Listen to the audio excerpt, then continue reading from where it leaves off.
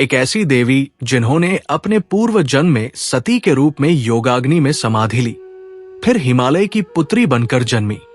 एक ऐसी तपस्या जिसने भगवान शिव को उनके मौन से बाहर निकाला, और एक ऐसा प्रेम जिसने अधूरे संसार को पूरा किया। यह है मां शैलपुत्री की अद्भुत गाथा। जानिए कैसे एक बालिका ने बर्फ की चोटियों पर तप कर शिव को पाया, और क्यों नवरात्रि के पहले दिन सबसे पहले इनकी पूजा होती है। रहस्य और ड्रामा योगाग्नि में समाधि, शिव का मौन तोड़ना जैसे वाक्य कौतूहल पैदा करते हैं। भावनात्मक कनेक्ट, अधूरे संसार को पूरा किया जैसी लाइंस दिल छू लेती है। धार्मिक महत्व, नवरात्रि के पहले दिन की पूजा बताकर श्रद्धालुओं को जोड़ा। विजुअल अपील, हिमालय, तपस्या और शिव पार्वती के इमेजरी से दर्शक की आंखें बंध जाती है। क्या आप जानते हैं मां दुर्गा का पहला स्वरूप कैसे अस्तित्व में आया? एक ऐसी देवी जो सती से पार्वती बनी, हिमालय की गोद में जन्मी और तपस्या से शिव को जीता। देखिए शैलपुत्री की अमर कहानी। देवी सती भगवान शिव की प्रथम पत्नी और प्रजापति दक्ष की पुत्री थी। उनका विवाह शिव से हुआ था, लेकिन दक्ष शिव को अपमानित करते थे। एक बार दक्ष ने महायज्ञ का आयोजन किया, जिसमें उन्होंने सभी देवताओं को आमंत्रित किया, परंतु शिव और सती को नहीं बुलाया। सती ने यज्ञ में जाने की जिद की। शिव ने मना किया, किंतु सती बिना निमंत्रण के पिता के यज्ञ में पहुंच गई। वहां दक्ष ने शिव के प्रति अपमानजनक शब्द कहे। सती ने देखा कि यज्ञ की अग्नि में शिव का नामोच्चार तक नहीं हुआ। अपमान से व्यथित होकर उन्होंने योगाग्नि से स्वयं को भस्म कर लिया। जब शिव को यह पता चला तो उनका क्रोध प्रलयकारी हो उठा। उन्होंने अपने जटाओं से वीरभद्र को उत्पन्न किया, जिसने दक्ष का सिर काट दिया और यज्ञ को नष्ट कर डाला। बाद में देवताओं की प्रार्थना पर शिव ने दक्ष को बकरे का सिर लगाकर पुनर्जीवित किया। सती के इस त्याग ने उनके अगले जन्म पार्वती का मार्ग प्रशस्त किया। शिव का यह क्रोध उनके संहारक स्वरूप को दर्शाता है, जो बाद में पार्वती के प्रेम से शांत हुआ। हिमालय पर्वतराज, जिन्हें गिरिराज हिमवान भी कहा जाता है, समस्त पर्वतों के राजा और धरती के प्रहरी है। उनकी पत्नी मैनावती एक साधारण नारी नहीं, बल्कि तपस्विनी और देवी भक्त थी। पार्वती के जन्म से पूर्व हिमालय ने हजारों वर्षों तक तपस्या की थी, ताकि आदिशक्ति उनके घर में जन्म ले। जन्म के दिन प्रकृति ने उत्सव मनाया। आकाश से पुष्प वर्षा हुई। गंगा नदी की धारा दूध जैसी श्वेत हो गई। देवताओं ने दिव्य आशीर्वाद दिया। मेना ने जब नवजात कन्या को देखा तो वो स्वयंभू प्रकाशमान थी। उन्होंने उसे पार्वती, पर्वतों की पुत्री, नाम दिया। हिमालय और मेना का चरित्र पितृमातृ शक्ति का प्रतीक है, जो देवी के लिए आदर्श आधार बने। उनकी तपस्या से सिद्ध होता है कि ईश्वरीय कृपा पाने के लिए श्रद्धा आवश्यक है। नंदी शिव के प्रमुख गण और वृषभ, बैल वाहन है। वो पार्वती के संरक्षक और मित्र बने। बचपन में पार्वती नंदी पर बैठकर हिमालय की घाटियों में घूमती थी। एक बार पार्वती ने नंदी से पूछा, क्या तुम मुझे कैलाश ले चलोगे? नंदी ने हंसकर कहा, तुम स्वयं शिव की अर्धांगिनी बनोगी, फिर कैलाश तो तुम्हारा अपना घर होगा। शिव के अन्य गण, भूत प्रेत भी पार्वती से डरते नहीं थे, बल्कि उन्हें माता के रूप में पूजते थे। नंदी का चरित्र भक्ति और सेवा का प्रतीक है। पार्वती का भूत प्रेतों के साथ सहज संबंध दर्शाता है कि शक्ति हर रूप को स्वीकार करती है। जब देवी सती ने योगाग्नि में अपना शरीर त्यागा, तब उनकी आत्मा ने हिमालय की पुत्री के रूप में जन्म लेने का संकल्प किया। एक दिन हिमालय राज और मेना तपस्या में लीन थे। अचानक आकाश से एक तेजोमय ज्योति उतरी और पर्वत की एक गुफा में स्वर्ण कमल पर विराजमान हो गई। दिव्य आभा कमल से इतना प्रकाश फैला कि पूरा हिमालय स्वर्णिम हो उठा। आकाश से देवताओं ने पुष्प वर्षा की और गंधर्वों ने मंगल गीत गाए। आकाशवाणी, एक गंभीर वाणी गूंजी हे गिरिराज, ये तुम्हारी पुत्री नहीं बल्कि आदिशक्ति है, जो शिव को पुनः पति रूप में प्राप्त करेंगी। हिमालय मेना की प्रतिक्रिया। मेना ने आंचल फैलाकर उस कन्या को गोद में ले लिया और रोते हुए कहा, तुम मेरी पार्वती, पर्वतों की राजकुमारी हो। पार्वती बचपन से ही अलौकिक शक्तियों से संपन्न थी। उनकी लीलाएं हिमालय के वनों में गूंजती थी। एक दिन पार्वती ने बर्फ के टुकड़ों को हाथ में लेकर उन्हें मुट्ठी में भर लिया। जैसे ही उन्होंने मुस्कुराकर उन्हें छोड़ा, बर्फ पिघलकर स्वर्ण के कमल में बदल गई। मेना ने देखा तो आश्चर्यचकित रह गई। पार्वती बोली, मां, ठंड से डरना नहीं चाहिए, ये तो शिवजी का तप है। पार्वती हिरणों के साथ दौड़ती, शेरों को गोद में सुलाती और पक्षियों को अनाज देती। एक बार एक भयभीत हिरनी उनके पास आई, जिसे एक शिकारी तलवार से मारने आ रहा था। पार्वती ने उसे अपनी छाया में छुपा लिया और शिकारी का हृदय बदल गया। वो बोला, तुम कौन हो? पार्वती ने कहा, मैं तो बस पर्वत की बेटी हूं। पार्वती ने बर्फ से शिवलिंग बनाया और उसकी पूजा करने लगी। मेना ने पूछा, बेटी, ये क्या कर रही हो? पार्वती बोली, मां, ये मेरे स्वामी हैं, इन्हें प्रसन्न करूंगी तो ये मुझे अपनी अर्धांगिनी बनाएंगे। नंदी, शिव के वाहन, ने एक दिन उन्हें कैलाश की कहानियां सुनाई। पार्वती ने कहा, मैं वहां जाऊंगी और शिवजी को अपने हृदय में बसाऊंगी। पहाड़ों का झुकना। जब पार्वती चलती तो पर्वत झुककर उन्हें रास्ता देते। वृक्षों का फल देना। सर्दियों में भी वृक्ष उनके लिए मीठे फल उगाते। आग से खेलना। एक बार उन्होंने अग्नि को हाथ में ले लिया, पर उनकी उंगलियां कमल की पंखुड़ियों जैसी कोमल रही। प्रकृति और देवता एक है। पार्वती ने बर्फ, जानवरों और पेड़ों से प्रेम किया। यही उनकी शक्ति का रहस्य था। सच्ची भक्ति का बीज बचपन में ही बो दो। पार्वती ने बाल्यावस्था से ही शिव को चुना। निर्भयता। उन्होंने भय को कभी अपने मन में स्थान नहीं दिया। जय शैलपुत्री, हे हिमालय की गौरवशाली पुत्री, तुम्हारी बाल लीलाएं हमें निर्भय और प्रकृति से जुड़ना सिखाती है। जब देवी सती ने दक्ष यज्ञ में अपने शरीर का त्याग किया तो शिव समाधि से जागे। उन्होंने देखा सती का पार्थिव शरीर अग्नि में विलीन हो चुका था। क्रोध से उनका तीसरा नेत्र खुल गया और वीरभद्र ने यज्ञ ध्वस्त कर दिया। परंतु शीघ्र ही शिव गहन शोक में डूब गए। वे कैलाश पर शव की भांति पड़े रहते, मुंडमाला से आंखें ढककर। उन्होंने संसार से समस्त राग छोड़ दिया। न नृत्य, न डमरू, न भस्म से रमण। देवताओं ने समझा, अब शिव फिर से गृहस्थ नहीं बनेंगे, मैं शिव को ही वरूंगी। एक दिन किशोरी पार्वती हिमालय की गुफा में बैठी थी कि अचानक दिव्य ऋषि नारद प्रकट हुए। नारद ने कहा, हे पार्वती, तुम्हारा जन्म ही सती के अंश से हुआ है। तुम्हारा कर्तव्य है शिव को फिर से गृहस्थ जीवन में लौटाना। पार्वती ने पूछा, कैसे? नारद मुस्कुराए, तुम्हारी तपस्या से। शिव को पाने के लिए तुम्हें स्वयं अर्धनारीश्वर का तप करना होगा।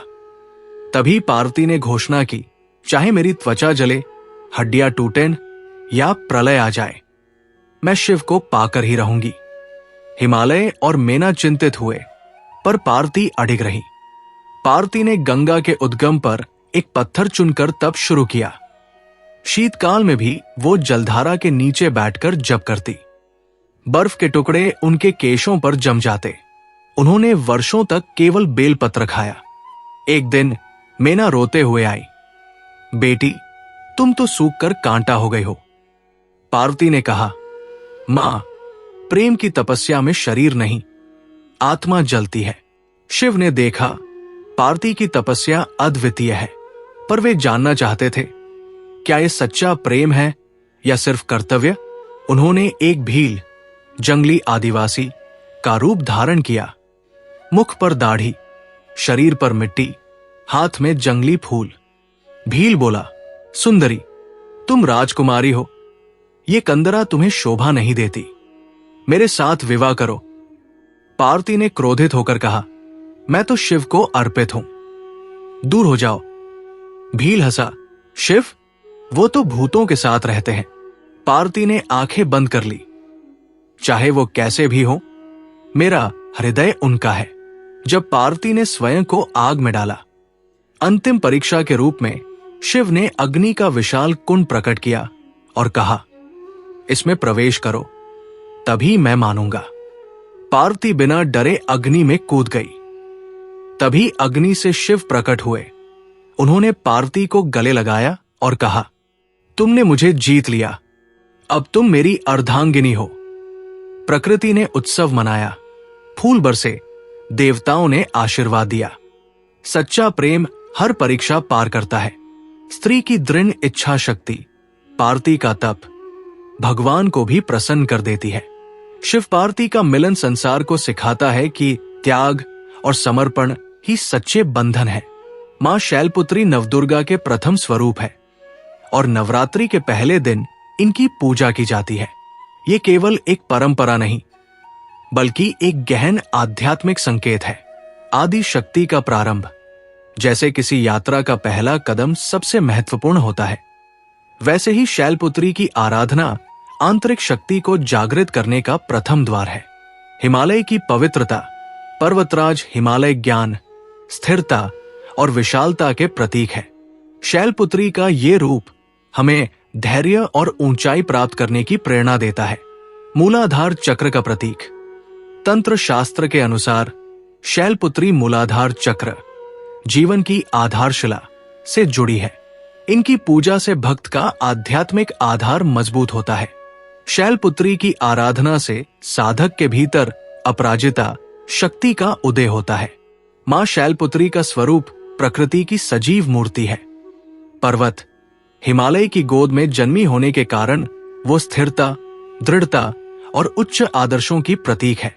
नदियां, उनके आसपास बहती नदियां जैसे गंगा शुद्धता और जीवनदायिनी शक्ति का संदेश देती है। वन्य जीवन, उनके साथ रहने वाले सिंह, हिरण और पक्षी सहस्तित्व और समरसता सिखाते हैं। एक बार पार्वती ने हिमालय के एक विराट हिमखंड को स्पर्श किया और वो तुरंत फूलों से भरपूर वन में बदल गया। ये दिखाता है कि देवी की शक्ति प्रकृति को संवारने और पुनर्जीवित करने में समर्थ है। पार्वती ने कठोर तपस्या से शिव को प्राप्त किया। उनकी भक्ति में कोई स्वार्थ नहीं था। न तो ऐश्वर्य चाहिए था, न ही सुख, केवल शिव का सानिध्य। संदेश: जब भक्ति निष्काम और निस्वार्थ होती है तो ईश्वर स्वयं उसके मार्ग में आते हैं। पार्वती ने अपने तब्बल से शिव को विवश किया। यह दिखाता है कि स्त्री की इच्छा शक्ति अजेय है। वो सहनशीलता और साहस का संगम है। बर्फीली गुफाओं में तपस्या करना, भूख प्यास सहना और फिर भी अडिग रहना। पार्वती की तपस्या सिखाती है कि स्त्री शक्ति संकल्प से ही नहीं, बल्कि धैर्य से विजय पाती है। पर्यावरण संरक्षण।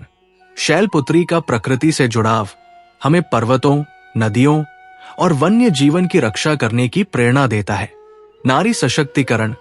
पार्वती ने तपस्या से सिद्ध किया कि स्त्री को किसी की अनुमति की प्रतीक्षा नहीं करनी चाहिए। वो स्वयं अपना मार्ग बना सकती है। मां शैलपुत्री हमें सिखाती है कि अपने मूल, संस्कार और आदर्श को मजबूत रखो। प्रकृति के साथ सामंजस्य बनाकर रहो। सच्ची भक्ति और लगन से हर लक्ष्य प्राप्त किया जा सकता है। हे शैलपुत्री, हमें हिमालय जैसा दृढ़ विश्वास दो, नदियों जैसी शुद्ध भावना दो और तुम्हारे तप जैसा अटल संकल्प दो। जब पार्वती ने शिव को पति रूप में पाने के लिए कठोर तपस्या शुरू की तो देवताओं ने उनकी सहायता की। उन्हें डर था कि यदि शिव सदैव समाधि में रहे तो सृष्टि का संचालन असंभव हो जाएगा। एक दिन जब पार्वती बर्फीली गुफा में तपस्या कर रही थी तो ब्रह्मा जी एक ज्योति के रूप में प्रकट हुए। उन्होंने कहा, हे देवी, तुम्हारी भक्ति से प्रसन्न होकर मैं तुम्हें वरदान देता हूं कि शिव तुम्हें अवश्य पत्नी रूप में प्राप्त होंगे। विष्णु जी ने शिव से कहा, हे महादेव, सती ने ही पार्वती के रूप में जन्म लिया है। यह तुम्हारा और उनका पुनर्मिलन है। इंद्र ने अपने अप्सराओं और गंधर्वों को पार्ती की तपस्या स्थली पर मंत्रमुग्ध संगीत सुनाने भेजा ताकि उनका मन अडिग रहे। पार्ती की तपस्या से राक्षस भयभीत हो गए, क्योंकि शिव पार्ती के मिलन से देवताओं की शक्ति बढ़ जाती। एक रात मैदानव ने अपनी माया से भयंकर अंधकार फैला दिया और डरावनी आवाजें निकालकर पार्ती को भटकाने की कोशिश की, परंतु पार्ती ने नमः शिवाय का जप जारी रखा और उनकी माया निष्फल हो गई। राक्षस कालनेमी ने एक बूढ़ी साध्वी का रूप धारण किया और पार्वती से कहा, बेटी, यहां खतरनाक जानवर रहते हैं, तुम अकेली कैसे तप कर रही हो? पार्वती ने सच्चाई भांप ली और कहा, मेरी रक्षा स्वयं महादेव करते हैं। यह सुनकर कालनेमी का रूप प्रकट हो गया और पार्वती के तेज से वो भस्म हो गया। शिव जानना चाहते थे कि क्या पार्वती का प्रेम सच्चा है, इसलिए उन्होंने कई रूप धारण करके उनकी भक्ति की परीक्षा ली। शिव ने एक झुके कंधे वाले बूढ़े ब्राह्मण का रूप लिया और पार्वती से कहा, शिव तो भिक्षुक है, उन्हें पाकर तुम्हारा क्या लाभ? पार्वती ने क्रोधित होकर कहा, मैं उनके प्रेम के लिए तप कर रही हूं, धन या सुख के लिए नहीं। एक दिन शिव ने अग्नि का रूप लेकर पार्वती को घेर लिया और कहा, यदि तुम सच्ची हो तो इस आग में प्रवेश करो। पार्वती बिना डरे अग्नि में कूद गई, किंतु अग्नि शांत हो गई और शिव वास्तविक रूप में प्रकट हुए। शिव ने कुष्ठ रोगी का रूप धारण किया और पार्वती से भिक्षा मांगी। पार्वती ने उनके घाव धोए और अपना आहार तक दे दिया। तब शिव ने कहा, तुम सच्ची हो, मैं तुम्हें वरदान देता हूं। अंत में शिव ने स्वयं प्रकट होकर पार्वती से कहा, हे शैलपुत्री, तुमने मेरे हर रूप को स्वीकार किया, तुम सच्ची अर्धांगिनी हो, मैं तुम्हें पत्नी रूप में स्वीकार करता हूं। यह कहकर शिव ने उन्हें अपनी अर्धांगिनी बना लिया और देवताओं ने आकाश से पुष्प वर्षा की। सच्ची भक्ति हर बाधा को पार कर लेती है। देवी शक्ति राक्षसों का नाश करती है। प्रेम की परीक्षा में सच्चाई ही विजयी होती है। जय मां शैलपुत्री, जो शिव के हृदय को जीतने के लिए असंभव को संभव कर दिखाया। एक शाम जब पार्वती कैलाश की ओर देखते हुए खोई हुई थी, माता मैना ने पूछा, बेटी पार्वती, तुम इतनी गंभीर क्यों? क्या तुम्हें कोई चिंता सता रही है? मां, मेरे हृदय में केवल एक ही इच्छा है, भगवान शिव को पति रूप में पाने की। मैं उनके लिए तपस्या करूंगी। मेना का हृदय दुख से भर गया। उन्होंने पुत्री को समझाया, पुत्री, शिव तो सन्यासी है, उनका रहन सहन अत्यंत कठोर है। तुम राजकुमारी हो, क्या तुम सच में इस कष्ट को सह पाओगी? पार्वती ने दृढ़ता पूर्वक उत्तर दिया, मां, जब मेरी आत्मा ही उनकी है तो कष्ट क्या और सुख क्या, मैं तो केवल उन्हीं के लिए हूं।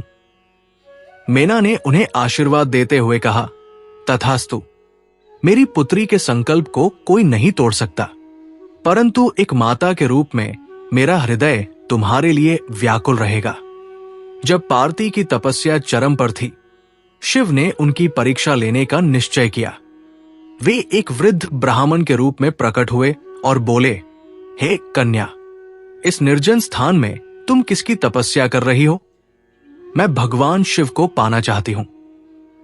वो तो भस्म रमाते हैं, उन्हें पाकर तुम्हें क्या मिलेगा?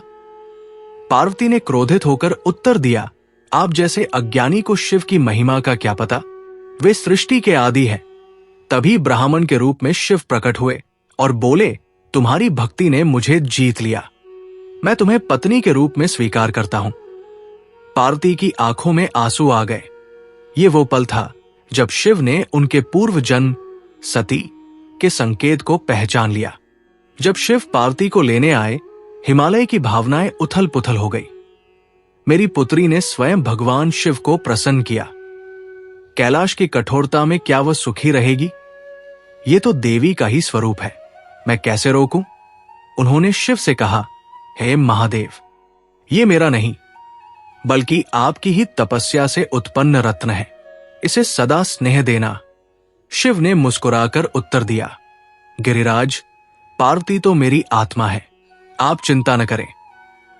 विवाह के समय हिमालय के आंसू प्रेम और विरह के मिश्रण थे। एक पिता का हृदय जो पुत्री को समर्पित करते हुए भी उसके लिए व्याकुल था। माता पुत्री का प्रेम, शिव की रहस्यमयी परीक्षा और पिता का विरह पार्वती का दृढ़ संकल्प शक्ति का प्रतीक है, जबकि हिमालय का समर्पण भक्ति का। शिव की पहचान और सती के पूर्व जन्म का स्मरण। ये कथा केवल घटनाओं का विवरण नहीं, बल्कि हृदय की उन गहराइयों को छूती है जहां प्रेम, तपस्या और समर्पण एक हो जाते हैं। जब पार्वती की तपस्या से प्रसन्न होकर भगवान शिव ने उन्हें अपनी अर्धांगिनी के रूप में स्वीकार किया, तो समस्त देवताओं ने कैलाश पर्वत पर एक अद्भुत विवाह समारोह का आयोजन किया। स्वर्ग के विमानों से फूलों की वर्षा हुई, गंधर्वों ने मंगल गीत गाए और अप्सराओं ने नृत्य किया। भगवान शिव ने विवाह के लिए 16 श्रृंगार धारण किया। उनके जटाजूट में चंद्रमा चमक रहा था और गले में सर्पों का हार था। माता पार्वती ने लाल पाड़ पहनी जो सुहाग का प्रतीक थी।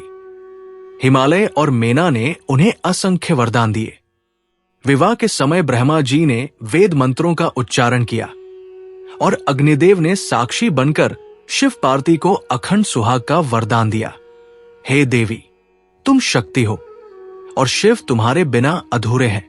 ये मिलन केवल एक विवाह नहीं, बल्कि ब्रह्मांड की शक्ति और चेतना का संगम है। ब्रह्मा जी का आशीर्वाद शिव पार्वती के इस पवित्र मिलन के कारण ही नवरात्रि के पहले दिन मां शैलपुत्री की पूजा की जाती है। ये क्यों महत्वपूर्ण है?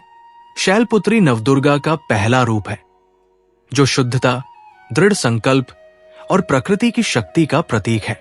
वो पर्वतराज हिमालय की पुत्री है, इसलिए उनकी पूजा से स्थिरता, संयम और आत्मविश्वास मिलता है। उनकी कथा हमें सिखाती है कि सच्ची लगन से हर लक्ष्य प्राप्त किया जा सकता है। आज के युग में शैलपुत्री की प्रासंगिकता, आज के समय में मां शैलपुत्री की कथा हमें क्या संदेश देती है? वह पर्वतों की पुत्री है, इसलिए उनकी पूजा हमें प्रकृति के प्रति सम्मान सिखाती है। पार्वती ने तपस्या कर शिव को पाया, जो धैर्य और स्वाभिमान का उदाहरण है। नवरात्रि के पहले दिन उनकी पूजा से नए कार्यों की शुभ शुरुआत होती है।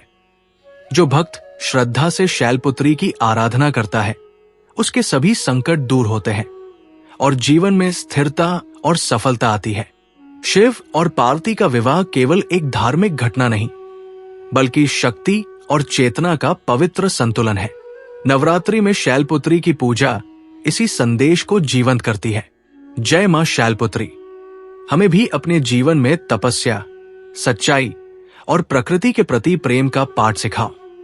मां शैलपुत्री की कथा हमें सिखाती है कि सच्ची लगन और अटल विश्वास से हर असंभव कार्य संभव हो जाता है। पार्वती ने कठोर तपस्या कर शिव को पाया, ठीक वैसे ही आप भी अपने लक्ष्य के प्रिय धैर्य और मेहनत से खड़े रहें। जीत आपकी होगी। अगर आपको ये कहानी प्रेरणा देती है तो लाइक करें और उन दोस्तों को शेयर करें जिन्हें आज मोटिवेशन की जरूरत है। मां शैलपुत्री हिमालय की पुत्री है, यानी प्रकृति ही असली शक्ति है। जैसे पर्वत अडिग रहते हैं, वैसे ही आप भी जीवन के संघर्षों में स्थिर और शांत रहें। प्रकृति से जुड़े, ध्यान करें और अपनी आंतरिक शक्ति को पहचानें। कमेंट में बताएं, आपको मां शैलपुत्री की कहानी का कौन सा पल सबसे प्रेरक लगा? ऐसी ही धार्मिक कहानियां पाने के लिए सब्सक्राइब जरूर करें। पार्वती ने तपस्या कर अपनी इच्छा शक्ति से शिव को प्राप्त किया। यह संदेश है कि नारी शक्ति किसी से कम नहीं। चाहे घर हो या समाज, महिलाएं संकल्प और साहस से हर भूमिका निभा सकती है।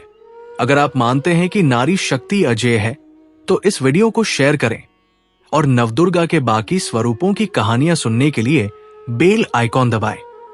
आज की भागदौड़ भरी जिंदगी में हम ध्यान, संयम और विश्वास भूल गए हैं। मां शैलपुत्री की कथा याद दिलाती है कि अगर इरादे पक्के हों तो भगवान आपके साथ है। चाहे पढ़ाई हो, करियर हो या रिश्ते, ईमानदारी से प्रयास करें, फल जरूर मिलेगा। इस कहानी ने आपको क्या सिखाया? कमेंट में लिखें।